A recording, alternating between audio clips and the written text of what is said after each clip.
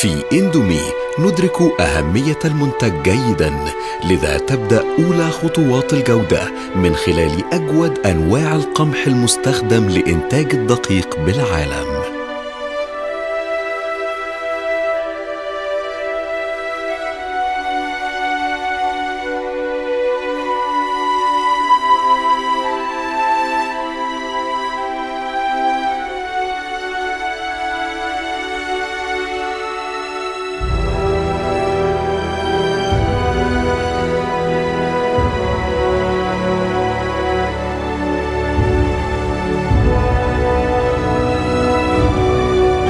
أما عملية التصنيع فتبدأ بأخذ عينات من هذا الدقيق وبشكل يومي إلى معامل قسم الجودة والمجهزة بأحدث الأدوات والأساليب المعملية بالعالم للتأكد من مطابقتها للمواصفات لمرحلة العجن، والتي يتم فيها إضافة الماء المفلتر داخل عجانات ضخمة معدة خصيصاً لمصانعنا، وتتم إضافة الماء والملح وبعض الفيتامينات بالإضافة لبعض الإضافات الطبيعية الأخرى والتي تساعد في عملية العجن وجودة المنتج وقوامه المعروف ورائحته المميزة. ويتم العجن بسرعة محددة ولفترة زمنية ثابتة لكل عملية حتى يتم التأكد بشكل تام من ملائمة العجين في مرحلته النهائية لظروف التصنيع وكذا تحمله لظروف التشغيل المختلفة.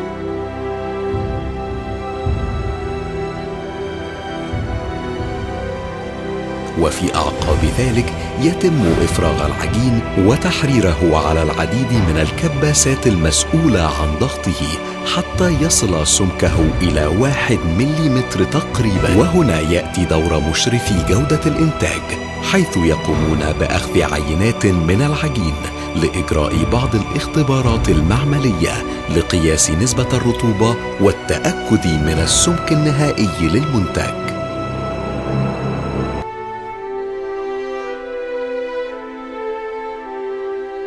وبعدها تقطع شرائح العجين على شكل خيوط شعرية رفيعة وتموج حتى تأخذ شكلها الأخير والذي يعرفه المستهلك جيداً. إنه إندومي، أجمل وألذ شعرية.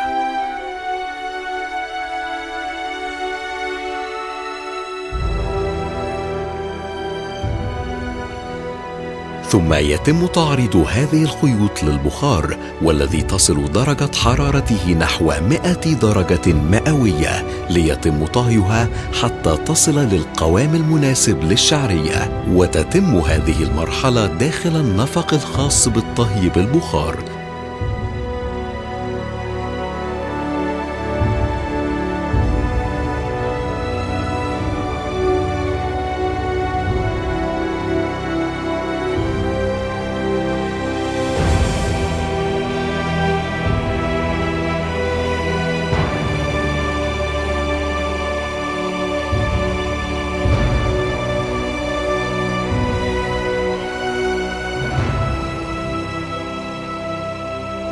ثم تطوى هذه الخيوط بعناية فائقة حتى يتم تقطيعها بأحجام محددة وقوالب ثابتة، ويتم التأكد من ذلك بأخذ عينات من هذه القوالب بشكل دوري لضمان وصولها للمستهلك بالوزن والحجم المناسبين.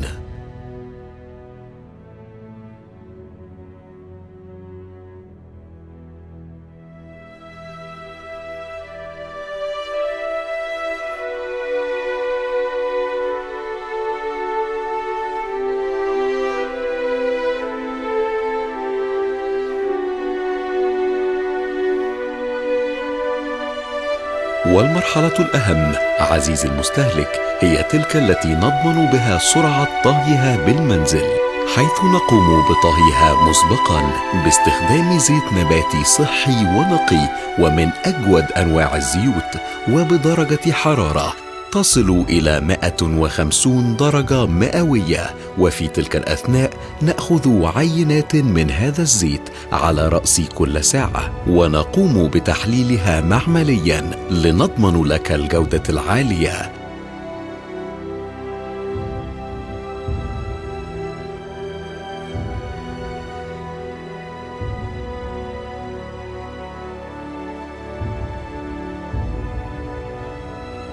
وحتى تكون إندومي صحية وآمنة 100%، تمر قوالب إندومي بمرحلة التبريد لنصل بها إلى درجة الحرارة المناسبة للتغليف. تدخل قوالب إندومي بعد ذلك مرحلة التغليف من خلال وزن العينات للتأكد من مطابقتها للوزن السليم والمبين على كل عبوة، ثم نبدأ بإضافة أجود أنواع التوابل والبهارات المغلفة بعناية وإحكام إلى قطعة إندومي.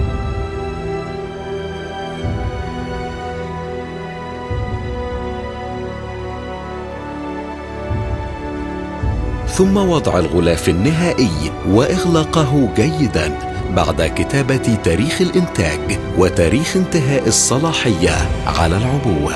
ثم تعبأ داخل الكراتين الخاصة بالشركة برصات مميزة وبأعداد معينة وثابتة، ثم يتم التأكد من إحكام إغلاقها لعدم تعرضها لأي عوامل خارجية. ويكتب أيضاً على كل كرتونة بشكل ظاهر ومميز تاريخ الإنتاج وتاريخ انتهاء الصلاحية.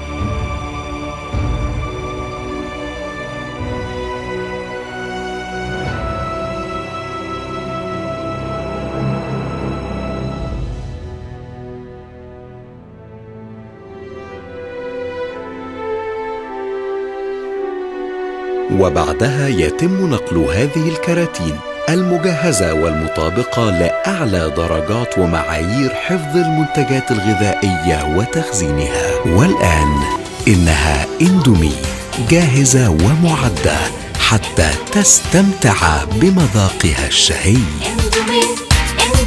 إندومي في أي وقت ولكل الناس.